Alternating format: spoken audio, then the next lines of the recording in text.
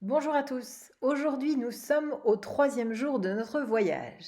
Après avoir connu l'énergie masculine, puis l'énergie féminine, notre couple intérieur est prêt à créer et à féconder et à donner naissance à un enfant. C'est l'énergie 3, l'énergie de la joyeuse, du joyeux. Dans cette belle énergie qui va vous accompagner toute la journée, nous sommes en lien avec la couleur jaune, comme ce petit canari. Un jaune joyeux, pétillant, un jaune qui a envie de rire, qui a envie de s'exprimer.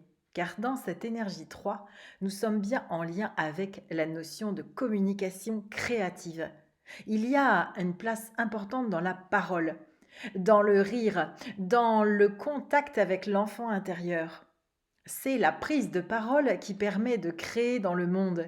C'est cette joie spontanée, cette innocence, cette imagination forte des enfants, ce rire et aussi ce partage, tous les réseaux qui peuvent se mettre en place. Dans l'énergie 3, on va retrouver aussi ce grand talent d'imagination. Imaginé par les images, comme le nom l'indique, car il y a un lien très fort à l'image. D'où l'importance pour les énergies 3 d'être en lien, de partager, de communiquer, d'écrire.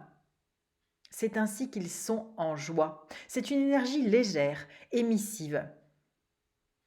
Les petits 3 qui utilisent cette énergie de façon intense et positive sont des petits rayons de soleil. Ils offrent autour d'eux cette belle énergie. Ils deviennent des relais entre les uns et les autres. Ils aiment la fête, les festivités, ils aiment la légèreté. On trouvera notamment des talents d'animateurs. La fratrie est très importante pour eux, ce lien aux frères et sœurs dès le début de leur vie, et aussi à l'amitié. C'est en communiquant qu'ils guériront leur karma, et ils auront une vie alors joyeuse, aisée, productive. Nous sommes dans le monde des contes, de la fécondité des belles histoires. Alors, allons lire le mantra de la journée 3. Vous pouvez l'écrire et il pourra vous accompagner pendant toute la journée. Aujourd'hui, je reconnais et accepte dans ma vie l'énergie du 3. J'ai une confiance totale dans l'expression divine qui me traverse. Cela me conduit à montrer ma véritable image sensible. Mes talents apparaissent au grand jour. Je les reconnais comme des cadeaux divins et désire sincèrement les partager. J'accède ainsi au sentiment de joie qui me libère de mes craintes. La parole correcte peut sortir de ma bouche pour une saine communication. J'adopte l'énergie de mon enfant intérieur qui me permet la juste rencontre avec les enfants. Je rayonne la joie du 3. Alors, que faire dans ces journées 3 de façon très pratique et rationnelle? Le jour 3 est donc le domaine de la communication et de la créativité. On peut prendre vraiment ces journées pour tout ce qui est rendez-vous, courrier, téléphone, parler, communiquer, échanger. On peut aussi inviter chez soi ou se faire inviter. Faciliter la convivialité. On peut aller à des spectacles ou créer son propre spectacle. Et prendre conscience de notre enfant intérieur avec son immense joie et sa grande créativité.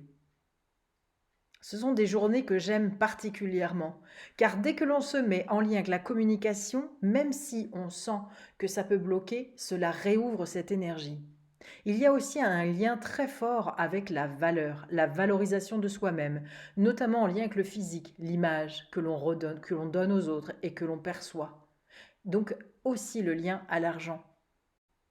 Voilà donc cette énergie 3, très belle, très joyeuse. Je vous invite vraiment à la vivre intensément aujourd'hui. N'hésitez pas à appeler des amis, n'hésitez pas à communiquer. C'est le jour pour cela et vous verrez directement l'effet de cette belle énergie sur votre vie. Je vous souhaite une très belle journée avec cette héroïne et je vous invite à venir partager vos ressentis par écrit. Belle journée!